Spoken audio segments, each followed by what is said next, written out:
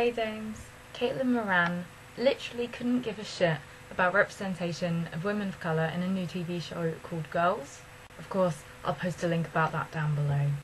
Because that, folks, is literally racist bullshit, which means that I literally couldn't give a shit about her anymore.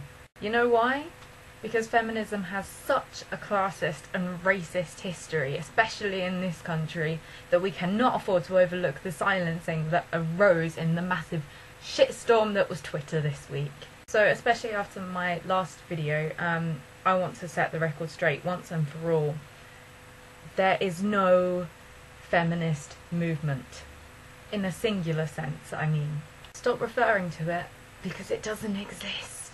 In a world that is so diverse and with patriarchy smothering most of it, the vast majority of it, feminism wears a different face wherever you go. So whether that's the Gulabi gang in Uttar Pradesh, India, who are a group of women who beat domestic abusers with canes until they stop abusing their wives, or the women who continue to wear their religious niqabs and burqas in France even after the ban passed, or the women in Ireland who are currently fighting for abortion clinics to be available in their country, the women in Peru who are still fighting to receive compensation from a government that forcibly sterilised them, or the 14-year-old Pakistani girl who's currently lying in Queen Elizabeth Hospital because she was shot by a Taliban soldier just because she had the audacity to talk about education for girls. And this isn't to mention like the global daily fights that some of us will experience and some of us won't, like rape and domestic abuse and harassment and unequal pay and like unequal opportunities into education and child marriage and arranged marriages and so much, and like such a breadth of awful topics that women face every single day and that affects them deeply every single day.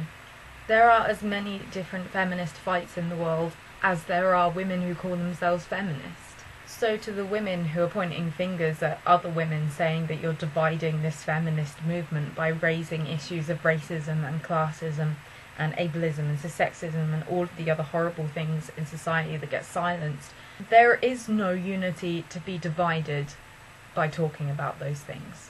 Currently, I see only a lack of solidarity which is being propagated by people who are seeking to silence women who have and experience more oppression than they do.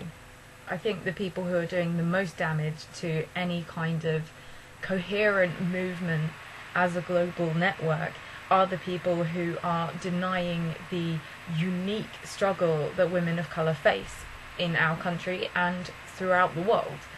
And that's a struggle that I cannot talk about because despite my attempts to be like the best ally that I can, like I am pasty white, I have no idea of that struggle other than what I read and experience and talk to my friends about their experiences.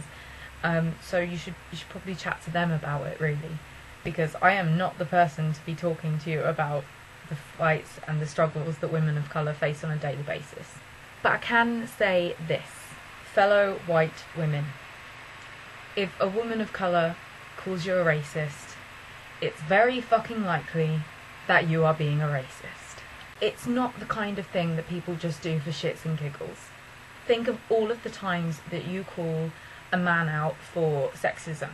Think of how much time and emotional energy that takes. It's never an easy or quick process, and it's never done lightly.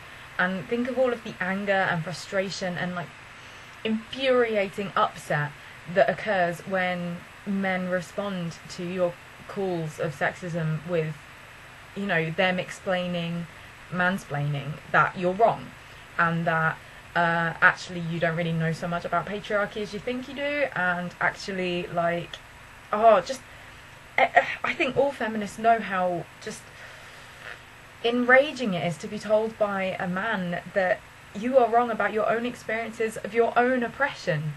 And that is exactly what you are doing when you're denying women of colour and saying that their experiences don't matter and that their experiences and them talking about what matters to them is actually dividing the movement. What you're actually saying is actually that their experiences and their objections aren't as important as yours, and that's racism. And with it being so draining, why would a woman of colour make it up? Like, why would they make up an accusation of racism? Like, if you're not actively affecting their way of life, why would they go out of their way to call you up on it? Why would they try and correct you on your words or your actions? Because whether you like it or not, we are part of a spectrum and part of an institution which enforces racism in society just by being who we are. That is white skin privilege. If you're really resistant to that idea and you just can't quite get it, then maybe that social conditioning and maybe that racism is kind of more deeply wormed into you and more at your core than you would like to admit.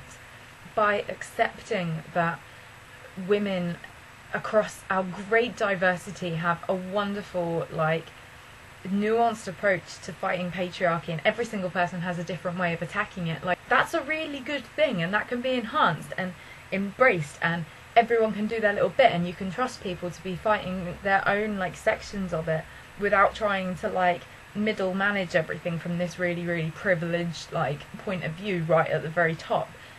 You know, the only way to get unity and solidarity within the movement is accepting that there are differences in the movement.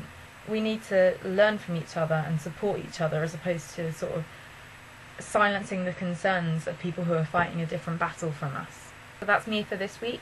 I'll see you next week, guys. I hope that this doesn't get me in so much trouble as my last video did. Bye, day!